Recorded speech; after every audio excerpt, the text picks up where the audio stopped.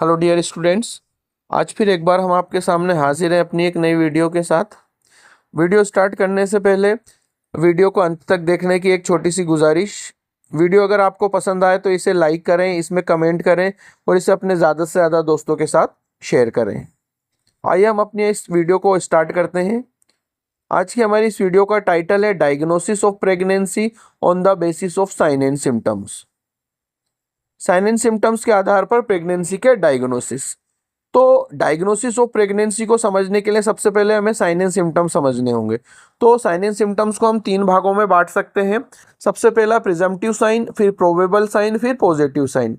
तो presumptive sign जो है वो सब्जेक्टिव डाटा या इन्फॉर्मेशन है जो प्रेग्नेंट महिला द्वारा ही फील किए जाते हैं, जैसे नोजिया, वोमिटिंग है, एमनोरिया है।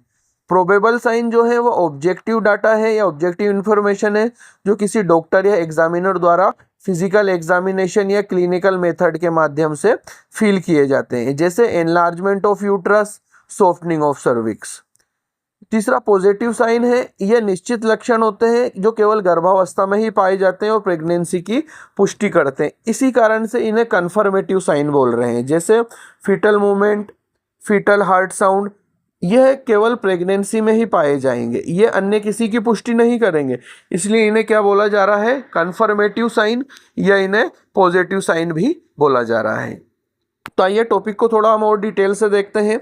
सबसे पहले हम देखते हैं प्रिजम्पटिव साइन ऑफ प्रेगनेंसी, जो कि एक सब्जेक्टिव डाटा या इंफॉर्मेशन है जो फीमेल फील करती है स्वयं और किसी भी जांच द्वारा इसकी पुष्टि नहीं होती है।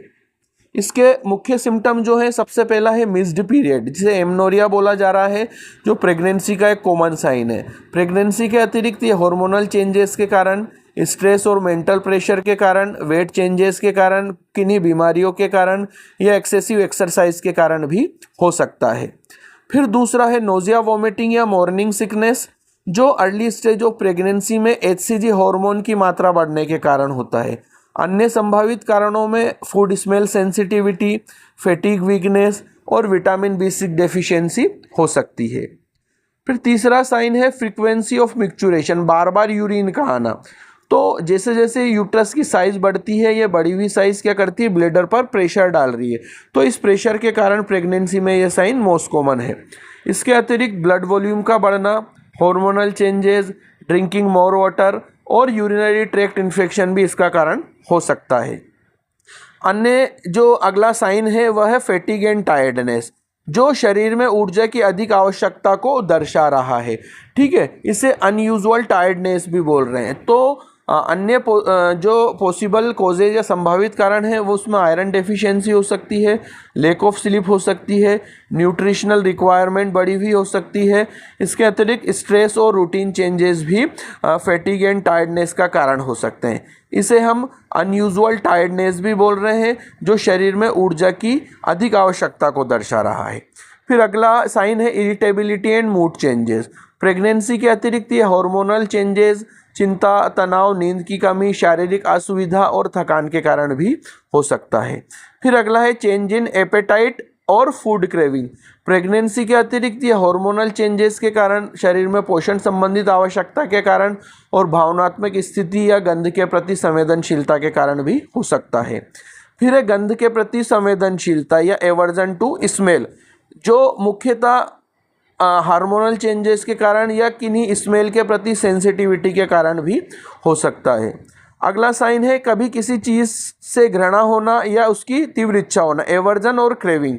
इसका मुख्य कारण हार्मोनल चेंजेस या शरीर की पोषण की मांग या मानसिक और भावनात्मक कारण हो सकते हैं। एक क्रेविंग से मतलब होता है तीव्र इच्छा, किसी चीज़ की तीव्र इच्छा होना, वो क्रेविंग कहला रहा है।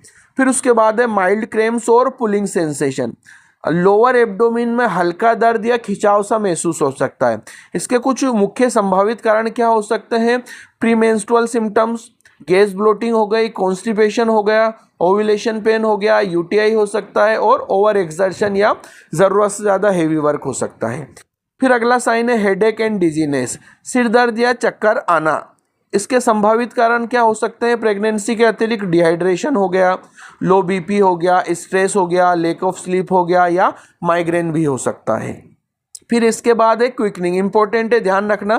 फर्स्ट फीटल मूवमेंट को क्विकनिंग बोलते हैं, जो 16 से 20 वीक पर फील किया जाता है। यह प्रेगनेंसी के अतिरिक्त गैस ब्लोटिंग के कारण हो सकती है, मसल स्पाज्म के कारण हो सकता है, ओव्यूलेशन के कारण हो सकता है, या इंटेस्टाइनल ऑब्स्ट्रक्शन के कारण भी हो सकता है। फिर अगला साइन है स्किन चेंजेस, जैसे कोलेज्मा है, मेलाज्मा है, लीनिया निग्रा है, एक्ने है। ये कुछ चेंजेस स्किन में प्रेगनेंसी के दौरान देखने को मिल सकते हैं। इसके कुछ संभावित कारण हार्मोनल चेंजेस हो सकते हैं, इंक्रीज ब्लड सर्कुलेशन हो सकता है, इंक्रीज मेलेनिन हो सकता है, या स्किन स्ट्रेचिंग हो सकता है, या कभी कभी जेनेटिक फैक्टर भी हो सकता है। ये है प्रिजम्पटिव साइन। अब हम देखते हैं प्रोबेबल साइन। क्या है ये? ऑब्जेक्टिव डाटा हैं जो नर्स या डॉक्टर द्वारा फील किए जा रहे हैं। यह प्रेगनेंसी के कारण हो भी सकते हैं और नहीं भी हो सकते हैं, इसलिए इन्हें प्रोबेबल या संभावित कारण बोला गया है। तो आइए देखते हैं क्या साइन है ये। सबसे पहला है ब्रेक्सटन हिक्स कॉन्ट्रैक्शन, जिसे पेनलेस यूट्राइन कॉन्ट्रैक्शन बोलते हैं, जिसमें यूट्रस में अनियमित बिना दर्द वाले कॉन्ट्रैक्शन समय समय पर होते हैं और आराम करने पर ये समाप्त हो जाते हैं। इनका रीज़न क्या है? पहला रीज़न है यूट्रस स्ट्रेचिंग, फिर है प्रोजेस्टेरोन का प्रभाव, फिर डिहाइड्रेशन या थकान, फिर है ब्लेडर का भर जाना या खांसी होने पर यह हो सकता है। दूसरा है गुडल साइन, इंपॉर्टेंट है, सॉफ्टनिंग ऑफ सर्विक्स। ठीक है, सर्विक्स सॉफ्ट हो जाएगा 6 से 8 सप्ताह की गर्भावस्था में। इसका मुख्य रीज़न क्या हो सकता है? प्रोजेस्टेरोन हार्मोन का प्रभाव, जो सर्विक्स है उसमें रक्त प्रवाह का बढ़ना और गर्भ के बढ़ने के लिए शरीर की प्राकृतिक तैयारी, नेचुरल रूप से बॉडी तैयार कर रही है सर्विक्स को, तो इसे क्या बोला जा रहा है? गुडल साइन बोला जा रहा है। फिर सॉफ्टनिंग ऑफ सर्विक्स बोल रहे हैं, जिसमें सर्विक्स क्या होगा? सॉफ्ट हो जाएगा 6 से 8 सप्ताह में। फिर अगला साइन है हेगर साइन, ये भी इंपॉर्टेंट है, इसे बोला जा रहा है softening of lower uterine segment. गर्भाशय का जो लोअर सेगमेंट है वो सॉफ्ट फील होगा। रीज़न क्या हो सकते हैं? पहला है प्रोजेस्टेरोन और ईस्ट्रोजन हार्मोन का प्रभाव, लोअर यूट्राइन सेगमेंट में ब्लड सर्कुलेशन बढ़ना, ऊतकों में जल और तरल पदार्थ की मात्रा बढ़ना, और बढ़ते हुए गर्भ के लिए गर्भाशय का लचीला होना नेचुरल रूप से। फिर अगला साइन है चेडविक साइन। चेडविक साइन क्या है? Blue discolouration of cervix and vagina. इसका मुख्य कारण क्या है? ब्लड सर्कुलेशन का इंक्रीज होना। ठीक है, गर्भावस्था में पेल्विक एरिया में क्या होता है? ब्लड सर्कुलेशन बढ़ जाता है, तो इस वजह से क्या हो रहा है? ब्लू डिस्कलरेशन की स्थिति हो रही है। इसके अतिरिक्त ब्लड वेसल्स में वेसोडाइलेशन हो रहा है।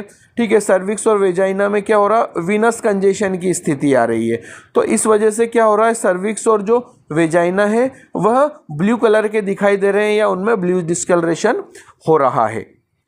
अब अगला जो साइन है वह है बेलोटमेंट। बेलोटमेंट मतलब रिबाउंड ऑफ फीटस। भ्रूण को हल्का सा झटका देने पर एमनियोटिक फ्लूइड में ऊपर जाकर वापस आकर वो हाथ से टकराता है। इसे क्या बोल रहे हैं हम? बेलोटमेंट बोल रहे हैं, या इसे रिबाउंड ऑफ फीटस भी बोला जा रहा है। आइए रिबाउंड को बेलोटमेंट को समझते हैं क्या होता है। भ्रूण को हल्का झटका देने पर उसका एमनियोटिक फ्लूइड में ऊपर जाकर वापस हाथ से टकराना बेलोटमेंट कहला रहा है। मतलब ऊपर जाके वापस नीचे आएगा। नीचे डायग्राम में दिया हुआ है, एग्जामिनर द्वारा फीटस को या भ्रूण को ऊपर पुश किया, वह एमनियोटिक फ्लूइड में तैरता हुआ ऊपर गया, फिर तैरता हुआ नीचे आ गया और हाथ से ये टच हो गया, तो इसे कह रहे हैं बेलोटमेंट। यह प्रेगनेंसी के अतिरिक्त ओवेरियन सिस्ट के कारण, पेल्विक मास, एसाइटिस, फ्लोटिंग मास के कारण भी हो सकता है।